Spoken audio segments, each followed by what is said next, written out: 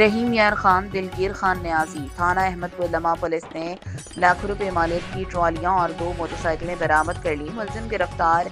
SHO थाना अहमदपुर जावेद खान गोपांग और team की डीएसपी भोंग अशरफ कुरैशी की निगरानी में जराइम पेशा अनासर के खिलाफ कार्रवाइयां जारी हैं। वसी लाल बख्श के रिहायशी अल्लाह बख्श की लाखों रुपए मालियत की 2 अदद ट्रॉलियां मुलजिमान रियाज अहमद वगैरह ने अमानत पर लेकर खुद सुपुर्द कर ली थी।